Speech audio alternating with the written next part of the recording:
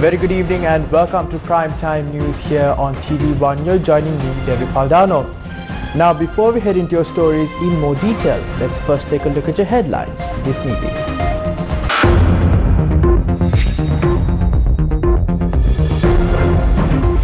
Pandora Papers expose secret wealth and dealings of world leaders. Details of undisclosed assets of Nirupama Rajapaksa and Thirukumar Nadeshan also included in the leak. Pakistani Prime Minister promises to investigate all citizens mentioned in Pandora Papers.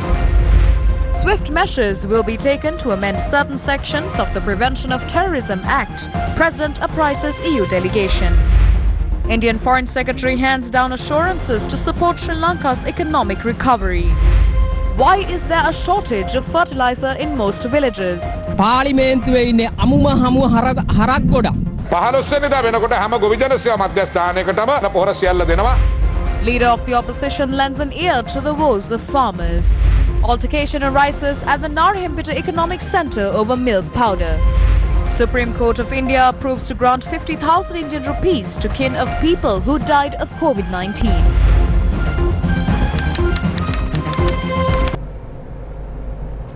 Now taking a look at your headline-making stories. The Pandora Papers, which contains leaked data exposing tax haven secrecy, has sent ripples across the world, including Sri Lanka.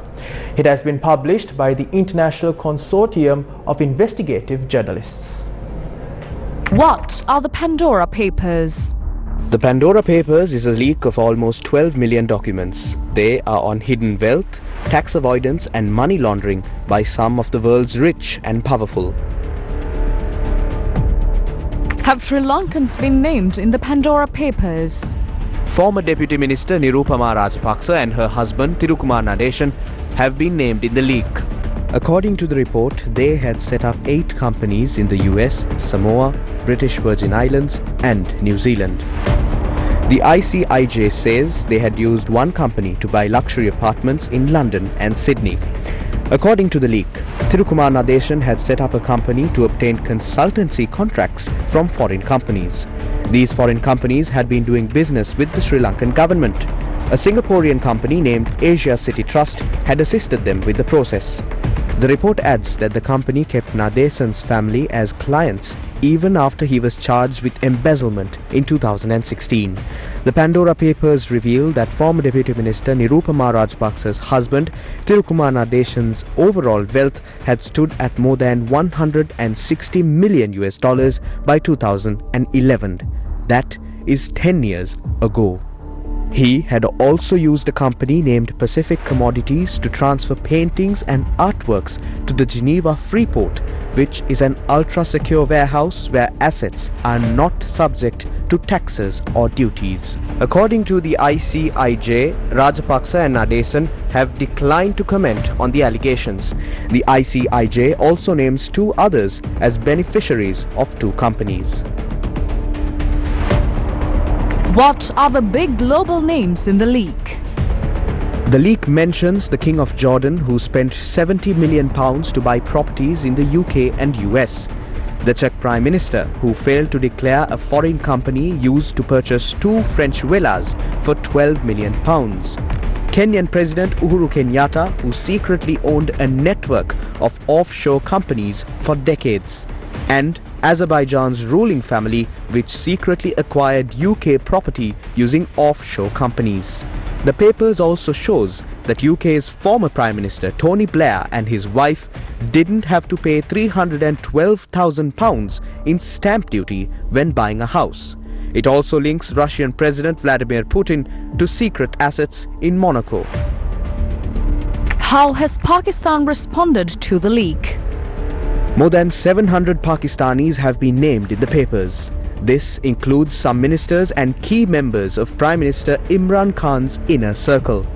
Pakistani Prime Minister Imran Khan said in a tweet, quote, "My government will investigate all our citizens mentioned in the Pandora Papers, and if any wrongdoing is established, we will take appropriate action."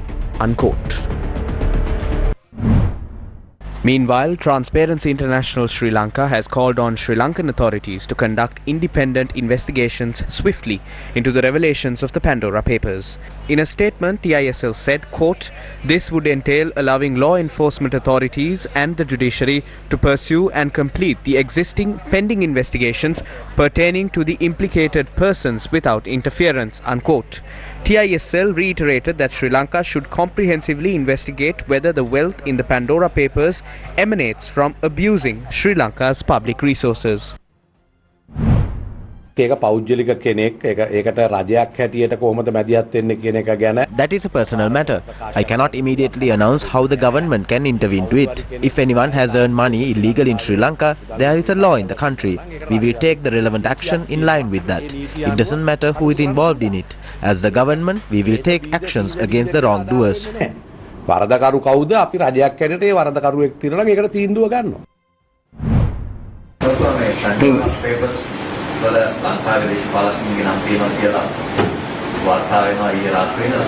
මේ යම්කිසි දේශපාලකයෙකුට නම් තියෙනවා නම් ඒ The Bribery and Corruption Commission must investigate the assets of a politician if their name is mentioned. I have heard that there is a retired politician from a business family. There are 7 in Asia. 1 is from Sri Lanka. There is no need to mention their name. The Bribery and Corruption Commission must investigate that. මේ අය සම්බන්ධයෙන් අයිතු ලෙස දේපල ලිපීම සිදු කර ඇද්දයි වහාම අල්ලස්සෝ දූෂණ කොමිසම සොයා බැලීමක් කළ යුතුයි. Pandora Papers haraha Rajapaksa power. The Pandora Papers had shown that the Rajapaksa family has been internationally accepted as a corrupt family. We are requesting the Bribery and Corruption Commission of our country to investigate the details revealed through the Pandora Papers. We propose to set up a parliamentary select committee and to carry out the relevant investigations. නිසි පරීක්ෂණයක් කරන්නට කියලා අපි යෝජනා කරනවා. මේ Pandora Papers වල හිටපු අමාත්‍යවරියක වන Former Minister Nirupama Rajapaksa and her husband Thirukumar Nadesan have been named in the Pandora Papers. They have purchased valuable assets including properties and valuable artifacts globally through a shell company. Through the Pandora Papers, the journalists have revealed that they had bought assets up to $160 million. These papers are reminding us of the attempts made by the government to launder black money. We also have concerns of whether there is a connection between these attempts to launder black money and the fraud carried out by Nirupama Rajapaksa and Thirukumar Nadesan. Simply because the names of some people don't appear on this list, it doesn't make them saints. There are several frauds that have not been revealed by these papers. In future, a leak similar to this might reveal more corruption involving public funds.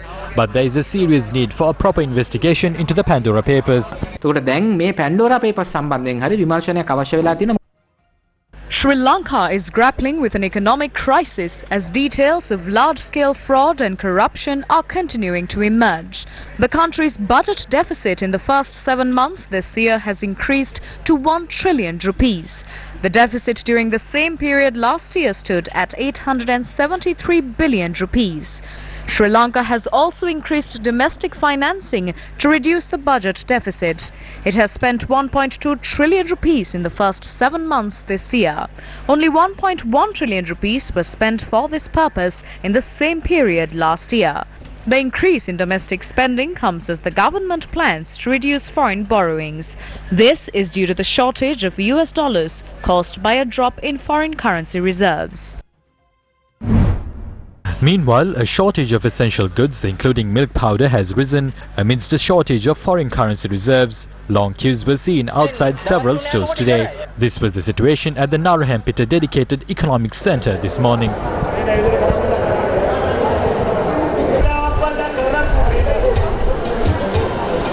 මොකද මේ පොලිමක් ඇතුලෙන් යනවාද ඔයගොල්ලෝ එළියේ? පොලිමෙන් ඉන්නේ මායකාවේ වලද තමයි ඉතින්. ඔයාලා උදේ කීයේ නම් ඉන්නවද? උදේ පාන්දරට ඉන්නේ. 10 මාස ආවේ. තාමත් ඉන්නවා. ඒකයි වෙන්නේ. උදේ 10 ඉඳලා ඉන්නේ අපි එතන. අර ඔක්කොම ගත්තා ඒ පැත්ත ඇතුලෙන් ඩක්කලා ඔක්කොම ගත්තා. උදේ 9 වෙනිදාට යනකොට.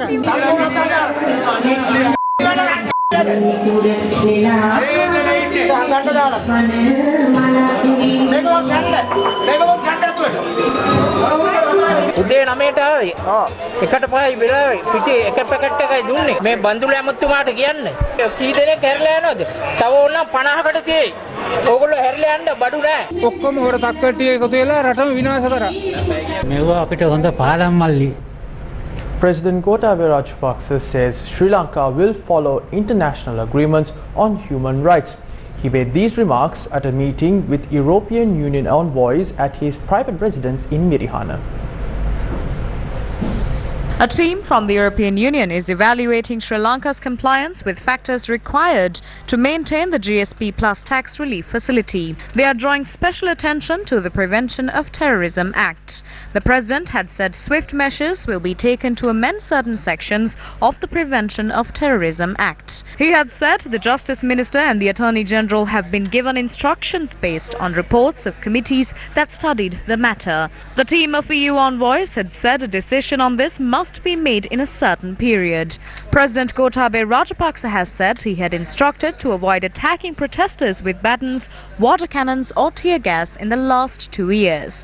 He had noted that an agitation site has been set up near the Presidential Secretariat to stage protests. The President recalled he had told the UN General Assembly that it is important to work with Tamil political parties, the Tamil diaspora and foreign entities to resolve internal problems of the country. The EU team is to submit a report to the European Commission and the European Parliament after its visit. Indian Foreign Secretary Harshvardhan Shringla has assured India is looking forward to receiving the first pilgrim flight from Sri Lanka to the Kushinagar airport after it was upgraded as an international airport. The Indian Foreign Secretary expressed these views during a meeting held with Prime Minister Mahinda Rajapaksa at the Temple Trees today. At the onset, Secretary Shringla had conveyed the very personal greetings of Indian Prime Minister Narendra Modi and the best wishes of External Affairs Minister Dr. S. Jaishankar to the Prime Minister.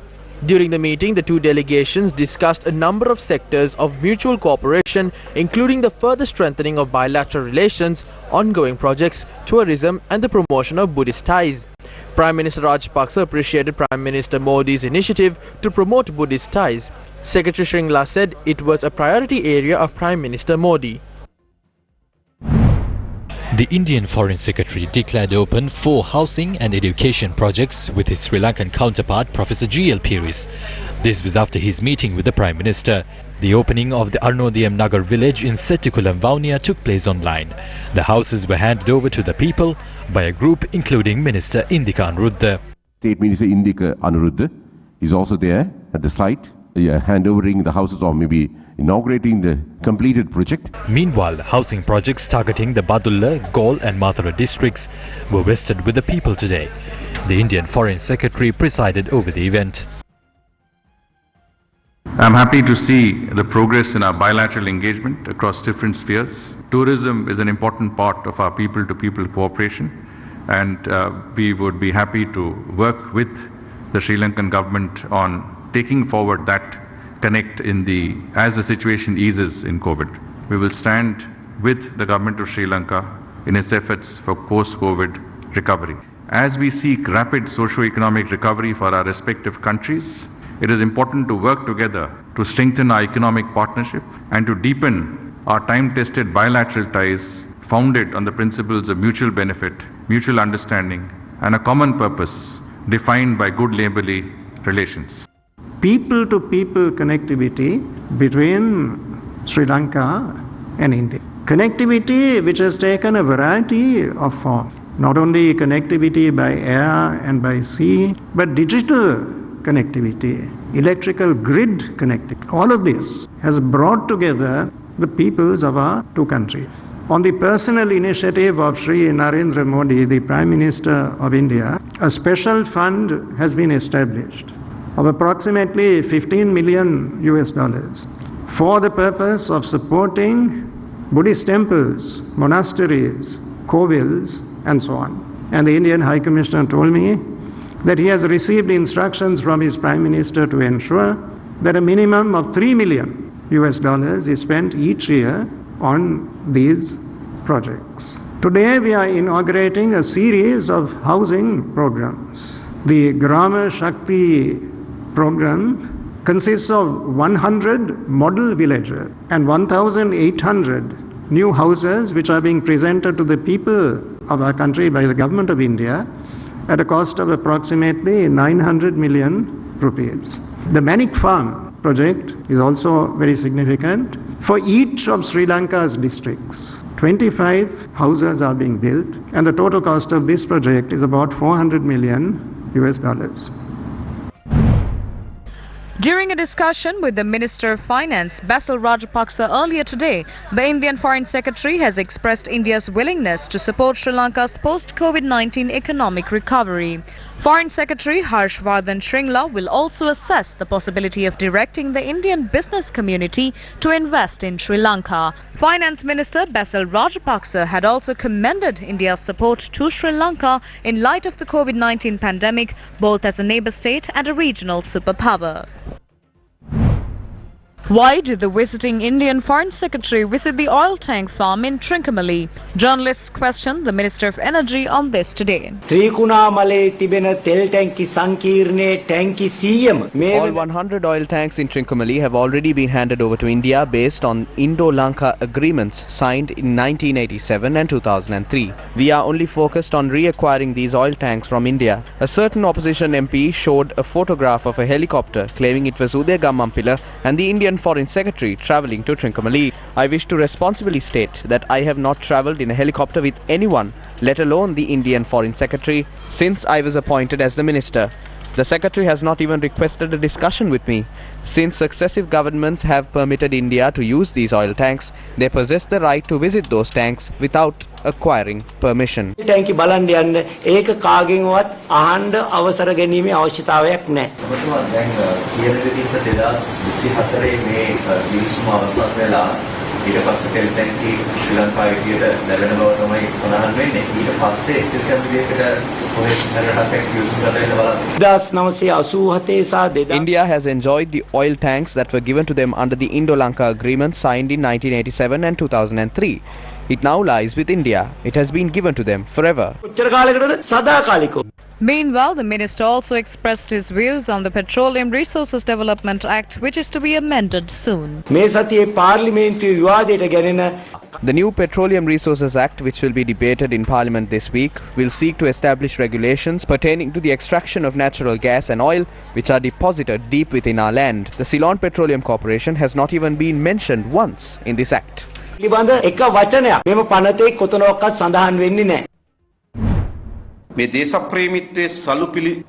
Minister of Energy, robed in a patriotic veil, presented a proposal to the Cabinet a few weeks ago requesting the Ceylon Petroleum Corporation Act number 28 of 1961 to be amended. According to the current legislation, Sri Lanka's fuel market cannot be opened to foreign corporations. If they are to make for it, the act must be amended. Therefore, the proposal suggests for suitable entities to be granted approval by the Cabinet and empower the subject minister to allow the supply, cleaning, mixing, distribution of petrol, diesel, kerosene oil and other alternative fuels. If this amendment is not done, the IOC will not gain a benefit from owning the oil tank farm in Trincomalee. Certain sectors are taken over by the USA, another by China, and what is left will be taken over by India. Such superpowers taking control of national assets and economic hubs will only pave the way for our nation to become a vassal state.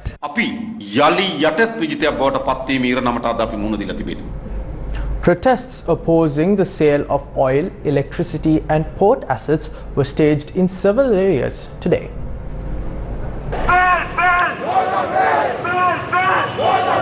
The protest organised by the Samagi Janabalawege was staged opposite the Ceylon Petroleum Corporation. Many parliamentarians from the Samagi Janabalawege participated in the protest.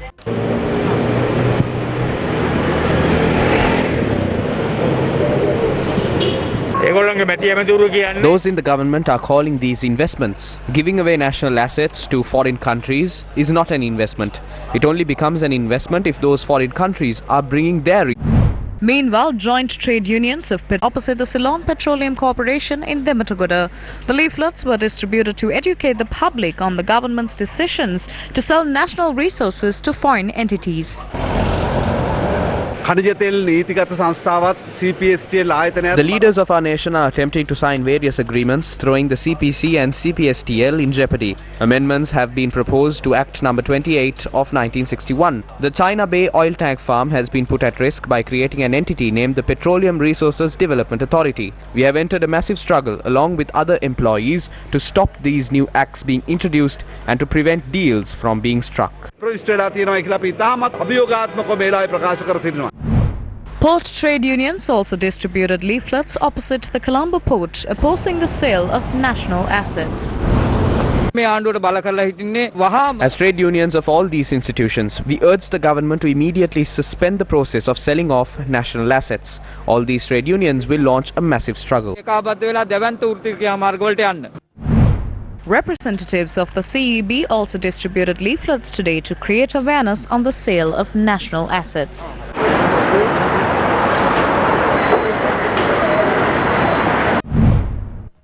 The National Trade Unions Front revealed details today of an attempt by the government to suppress dissent on the Kerawalapitiya power plant deal by awarding benefits to numerous officials. We have received reports that the government has initiated disciplinary inquiries against officials, including the Secretary to the Ministry of Power and other senior officers, after their clandestine deal was exposed. They are now attempting to increase the retirement age of engineers to 63 years and gain their support for this cause. IOC is currently supplying petrol to the country. Very soon, another Indian corporation named Bharat Petroleum will also enter Sri Lanka.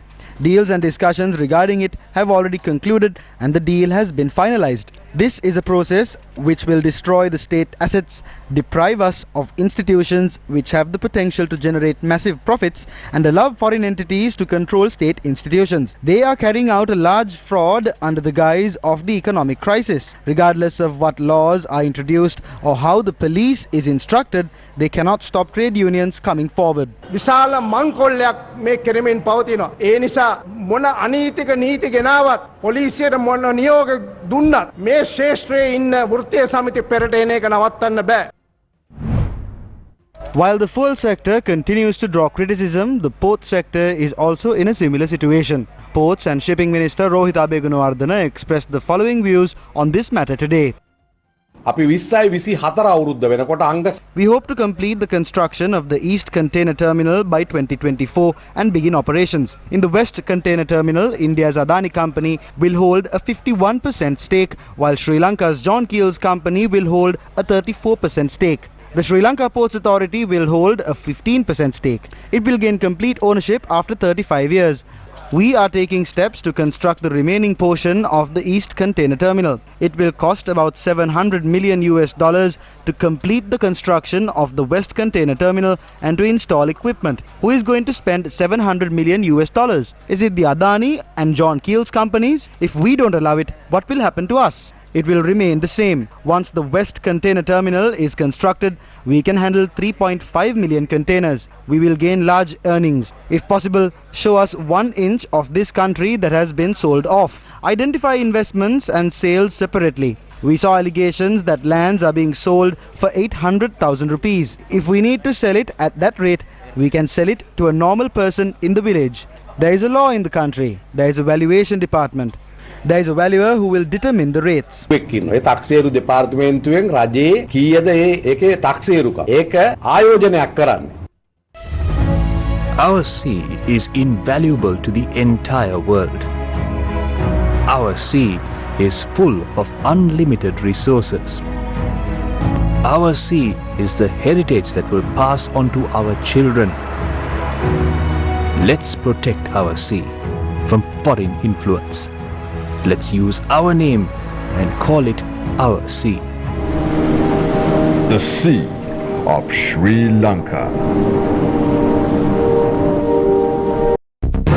TV1 News First, main sponsor. Students complete the ACBT University Entry Foundation in 8 months for 288,000 rupees. Valuable Finance, best finance company.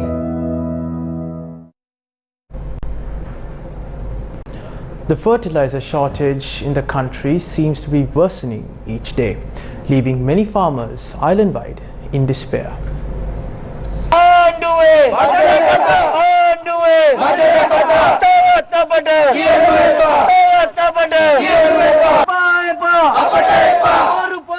These are the farmers of the Mahaveli C zone in Giranthulukote. Representatives of 10 farmers' organizations cried out only one demand. Their only demand was for authorities to supply necessary stocks of fertilizer for their crops. A minister who has not stepped into a field cannot take these decisions. We can't obtain a proper harvest by applying compost fertilizer. We don't even have proper seeds. Grant us high quality fertilizer and do it on time. The farmers held a media briefing on a tractor afterwards. We earn a living only twice a year. From these earnings, we have to educate our children, nourish our parents and provide alms to the temple. They promised us to provide organic fertilizer. But what did they do? They brought some garbage from China, which is even more toxic to our soil.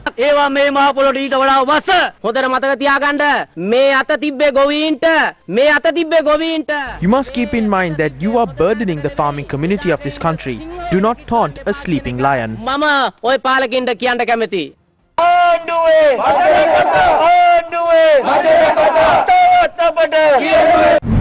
Minister of Agriculture responded to the act of opposition leader Sajith Premadasa travelling to farmlands to witness the plight of farmers. For the first time in his life, the leader of the opposition has stepped foot into a paddy field. I believe he was unable to attend parliament today because he still could not wash the mud off his legs. We need to distribute fertilizer by the 15th of October for cultivation to commence for the Maha season. We have agreed to hand out 4 types of fertilizer. The Maha season will commence on the 15th. Before that, we will distribute 4 types of fertilizer including compost and potassium chloride to all agrarian services centers. We will not distribute phosphate because our earth is rich with that nutrient. Meanwhile, opposition leader Sajith Premadasa visited farmers in their paddy fields today. He visited fields in Thissa Maharama today. Pesticides that were once 2,500 rupees is now 8,000 rupees. A solution must be given to this. We need a scientific solution. What can we do without that? A famine is unfolding in the country. A shortage of food has arisen. The crops of farmers who supply rice and vegetables to the country have been affected. They banned imports of fertilizer, pesticides and weedicides without any basis. Now farmers have been left utterly helpless. I wish to say that the current government must be responsible for this famine. The farmers are facing this plight since the government has acted against the people and the farmers. As public representatives, we will continue to stand for the farmers and to protect them. We will also remain committed to ensure that justice is served on these farmers. Corn farmers in Mahiyangane are complaining of a failed harvest despite applying fertilizer multiple times. The farmers of Kukula Kuluka village in Mahiyangane trusted the government and applied fertilizer thrice. However, their crops have failed. Compost දෙපාර දාලා තමයි තියෙන්නේ. නමුත් කිසිම ප්‍රතිඵලයක් නැහැ. මේකෙන් කරලෙන්න දැනගන්න පුළුවන්. කණ්ඩ ඉල්ලනකොට අපි දරුවන්ට දෙන්නේ මොනවද? Farmers of Akuressa tilled their fields for the Maha season by pawning off their belongings. However, they haven't received fertilizer or pesticides. The farmers of Paraduwa are now ask them to enter the fields with us. The farmers walk through the mud daily.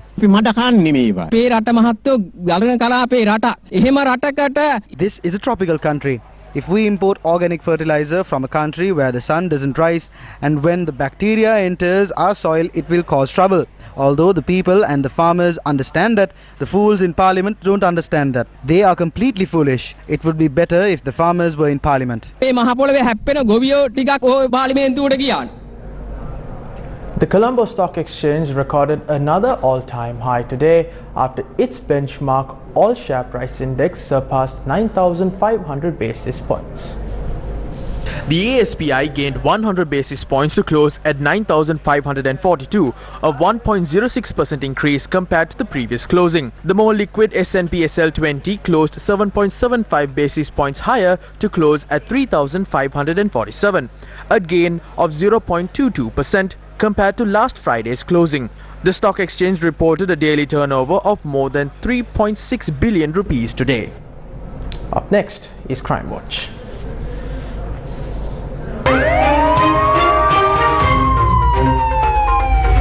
Crime Watch.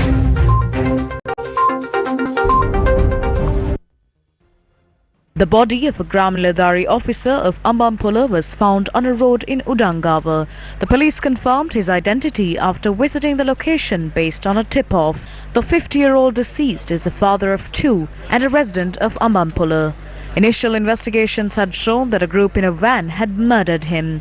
It has been revealed that they were from another area. The police are investigating the motive behind the murder.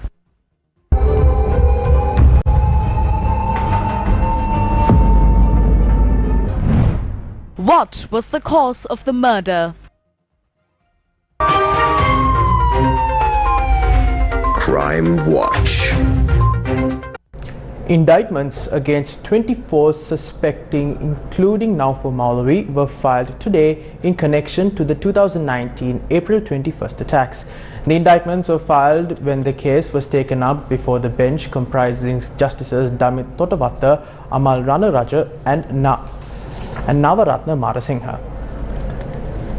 The Attorney General has filed the case against the suspects based on 23,270 indictments. Although cases had been filed against 25 suspects, the 15th suspect was not produced before court today since he has contracted COVID-19. 12 out of the 24 suspects produced before court were represented by counsels. The bench decided to take up the case once more on the 23rd of November 2021. Ancient kings of Sri Lanka were unafraid to construct temples within caves in the past. History bears testament to support this claim. Excavations carried out in multiple areas have revealed details that these caves provided shelter to our ancestors before they were converted into Buddhist institutions.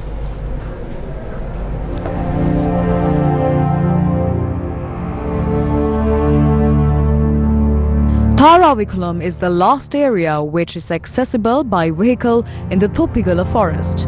From here on, only a tractor can cope with the testing terrain. We first travelled to Narakamulla, guided by Professor Raj Somadeva. The journey from Tharavikulam to Narakamulla is 22 kilometers long and is an untrodden path.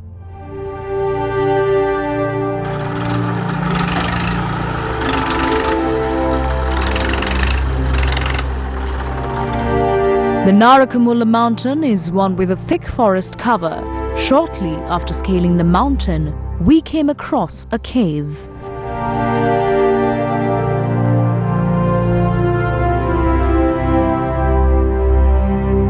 The archaeological value of this cave was highlighted to us through the primal paintings witnessed on the rock. The paintings included figures similar to animals. These paintings were done by those in the Stone Age. Therefore, we can conclude that these natural caves were utilized by prehistoric man. මුල්වරට පාවිච්චි කරන්න ඇත්තේ මේ මහ වනාන්තර ප්‍රදේශවල සැරිසරපු ප්‍රාග්ඓතිහාසික ජනතාව. More cave paintings can be witnessed at another cave situated in the environs of the Narakamulla mountain. Murals painted using the color green gives us a brief insight into prehistoric man's usage of paint. These murals include a figure of a farmland, a lizard, four-legged animals and a fisherman. The professor prized us on one particular mural spotted in this cave.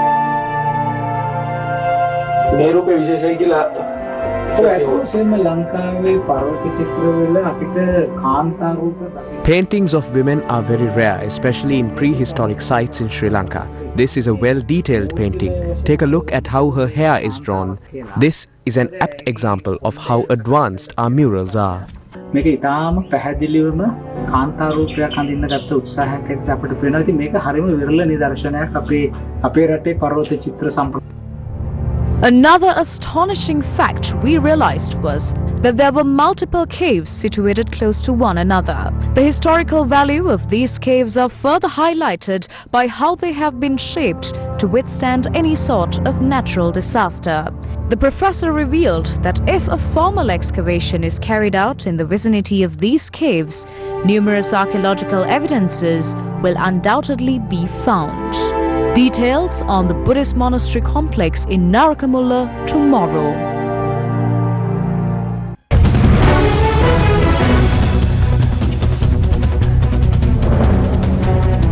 In a news just in, foreign media is reporting that Facebook, Instagram and WhatsApp are currently down. Reports suggest that the outage had begun at around 9:15. I say that once again, foreign media reports that Facebook, Instagram and WhatsApp are currently down. Reports suggest that the outage had started at around 9:15 p.m.